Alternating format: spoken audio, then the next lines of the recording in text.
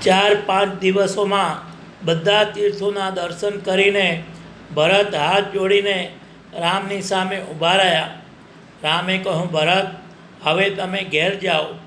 અયોધ્યા સૂની પડી છે. બધા કામ શાંતિપૂર્વક પ્રસન્ન મનથી કરજો. મનમાં કોઈ ચિંતા ભાવ ન લઈ આવશો. 14 વર્ષ વીતતા જ હું આવી જઈશ.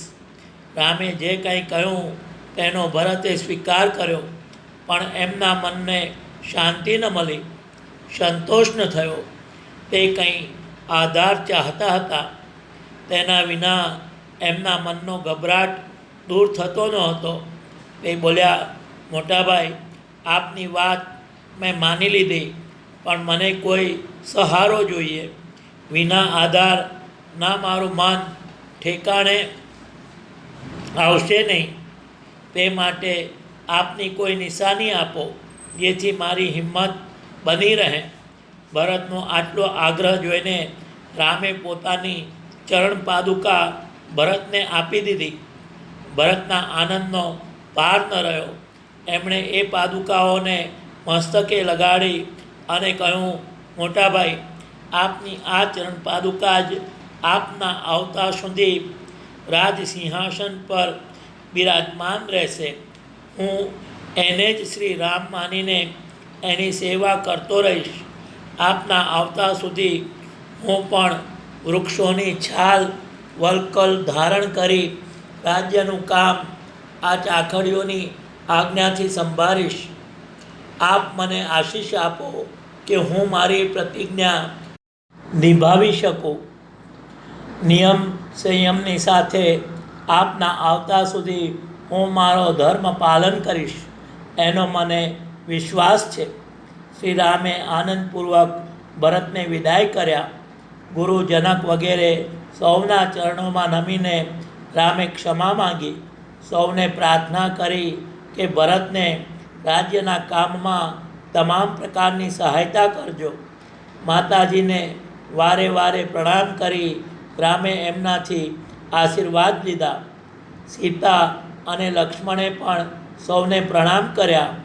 ભરતે સીતાના ચરણોમાં પડીને એમને પ્રણામ કરીને આશીર્વાદ મેળવ્યા.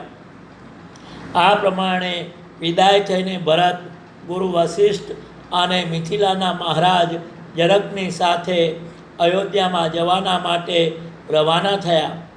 ઉતાવળા ડગ ભરતા 4 દિવસોમાં માર્ગ કાપીને 5મા દિવસે અયોધ્યામાં પહોંચ્યા.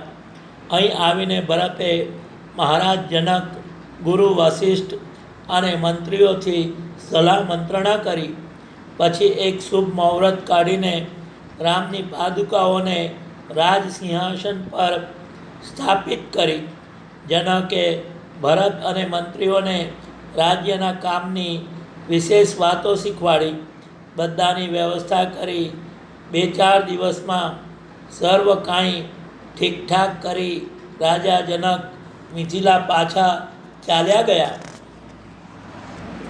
ભરતે શત્રુઘ્નને બોલાવીને કહ્યું, ભાઈ શત્રુઘ્ન, મને તો ગુરુ અને શ્રી રામથી આજ્ઞા મળી ચૂકી છે કે નંદીગ્રામમાં રહીને તપસ્યા કરું. આપની ત્રણેય માતાઓની સેવા કરવી મારી ફરજ છે.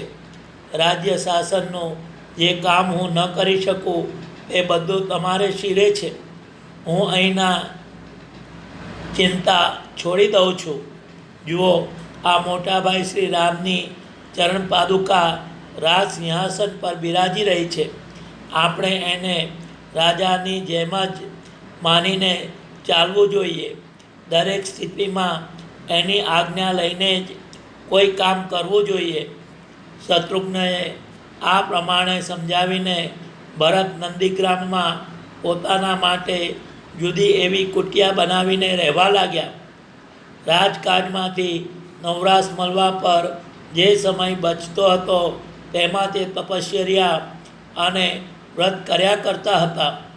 રામ વનમાં રહીને તપસ્યા કરતા હતા અને નંદીગ્રામમાં ભરત ઘેર રહીને જ ઋષિમુનિઓના જેવું જીવન વિતાવવા લાગ્યા.